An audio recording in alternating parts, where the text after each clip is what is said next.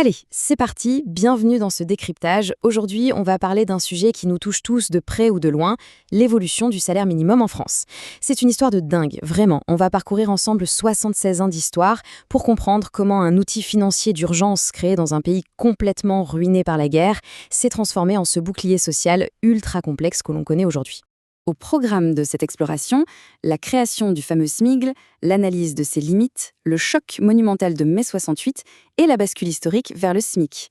Ensuite, on mettra un peu les mains dans le cambouis pour décortiquer ces rouages mathématiques avant de faire le point sur la réalité du salaire minimum de nos jours. Partie 1. La création du SMIG. Alors, le SMIG, ça veut dire salaire minimum interprofessionnel garanti. Pour bien piger pourquoi il a été créé en 1950, il faut vraiment se replonger dans la France de l'après-guerre. Il faut s'imaginer un contexte où les salaires étaient bloqués depuis 1939, avec une inflation qui crevait les plafonds et les tickets de rationnement alimentaire qui venaient tout juste de disparaître en 1949. Il fallait agir et vite. L'État a donc sorti le SMIC de son chapeau pour lutter contre la pauvreté et protéger les travailleurs les plus fragiles dans la droite ligne de la sécurité sociale née 5 ans plus tôt. Et ce SMIC reposait sur 3 piliers absolument fondamentaux. Primo, la liberté des salaires. Fini le temps où le patron décidait de tout seul dans son coin. Deuxièmement, la négociation collective, pour forcer le dialogue avec les syndicats secteur par secteur. Et tertio, un plancher minimum. C'était littéralement une solidarité horizontale inédite pour garantir à chacun un revenu de base décent. Mais bon, l'idée de décent à l'époque, c'est vite dit. C'est assez fou quand on y pense. Au tout début, en zone parisienne, le SMIC était fixé à seulement 78 anciens francs de l'heure. Si on convertit ça avec notre monnaie actuelle, pour 169 heures de travail par mois, ça nous donne environ 20 € modernes par mois. Oui, 20 €, soit à peu près 12 centimes de l'heure. C'était un premier filet de sécurité, d'accord, mais c'était vraiment minuscule. Ce qui nous amène à la partie 2, les limites du SMIG. Parce que oui, l'intention de base était bonne, mais il y avait un énorme défaut de fabrication. Si on regarde l'évolution des revalorisations, on passe à environ 25 € en 1952, puis 34 € jusqu'à 73 € mensuels en 1967. Pourquoi ces augmentations ? Eh bien parce que le SMIC était indexé uniquement sur l'inflation. Les prix grimpaient, le SMIC suivait.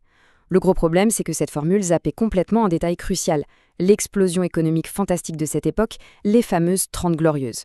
Du coup, le constat est sans appel. Le SMIG protégeait vaguement le pouvoir d'achat contre la hausse des prix au supermarché, ok, mais les travailleurs au bas de l'échelle ne profitaient pas du tout de la croissance économique folle du pays. Pendant que la grande majorité de la population s'équipait, achetait des frigos, des voitures et découvrait la consommation de masse, les classes populaires, elles, n'avaient tout simplement pas les moyens de consommer.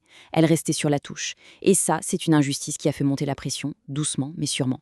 Et boum, partie 3, mai 68, la rupture totale. On a très souvent l'image de mai 68 comme d'une simple révolte étudiante. Mais pas du tout, ce fut une crise sociale monumentale, une vraie paralysie du pays. C'était une coalition massive. Les étudiants, certes, mais surtout des millions d'ouvriers en grève qui n'en pouvaient plus et qui exigeaient de meilleures conditions et de meilleurs salaires. Et il ne faut surtout pas oublier les femmes, ultra mobilisées, qui revendiquaient l'autonomie sur leur propre corps. Devant ce blocage absolu de la société, le gouvernement de Georges Pompidou n'a pas eu le choix. Il a dû convoquer des négociations d'urgence le 25 mai, rue de Grenelle. Et c'est là qu'on passe à la partie 4, de SMIG à SMIC. Ces fameux accords de Grenelle ont tout changé. En 1970, on assiste à une vraie révolution du système et tout tient dans une seule petite lettre. Le G de garantie devient le C de croissance. Le salaire minimum interprofessionnel de croissance est officiellement né. Et la différence est colossale sur le papier. Pourquoi ? Parce que le salaire n'est plus seulement calqué sur le coût de la vie. Il est enfin indexé sur la croissance économique du pays. Les travailleurs vont enfin pouvoir récupérer leur part du gâteau. L'onde de choc sur les fiches de paye a été immédiate et faramineuse. Avec ces accords, on a vu une augmentation brute instantanée de 35%. Le taux horaire minimum a fait un bond spectaculaire, passant d'un seul coup de 2,22 € à 3 francs tout rond. C'était un rattrapage historique, purement et simplement. D'ailleurs, cette période intense a été marquée par d'autres victoires sociétales incroyables. On a enfin supprimé les abattements géographiques qui créent de grosses inégalités selon les régions et les salaires agricoles ont été mis à niveau. Au passage, il est crucial de rappeler que toute cette mobilisation de mai 68 a posé des fondations hyper solides pour les droits des femmes, ce qui a directement ouvert la voie à la légalisation de l'avortement portée par Simone Veil quelques années plus tard, en 1975. Allez, faisons un bond dans le temps. Partie 5, le calcul du SMIC. Concrètement, l'idée d'un salaire indexé sur la croissance, c'est super, mais comment ça marche en vrai? Depuis sa création, le SMIC a été revalorisé plus de 100 fois. Et ce n'est pas fait au hasard. C'est une mécanique automatique ultra précise, rigoureusement conçue pour protéger les bas salaires, quoi qu'il arrive. En fait, chaque 1er janvier, il y a 2 critères qui s'activent tout seuls. Étape 1, on protège le pouvoir d'achat en se basant sur l'inflation que subissent spécifiquement les 20% des ménages les plus modestes.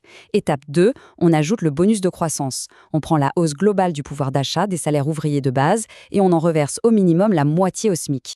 Pour que ce soit limpide, prenons un exemple concret. Si on a une inflation à 2% sur l'année et que les salaires moyens des ouvriers ont grimpé de 3%, la formule est mathématique et stricte. Le SMIC prend d'office les 2% d'inflation, auxquels on vient ajouter la moitié de la progression salariale, donc 1,5%. Résultat des courses, ça nous fait une augmentation totale et automatique de 3,5%. Implacable.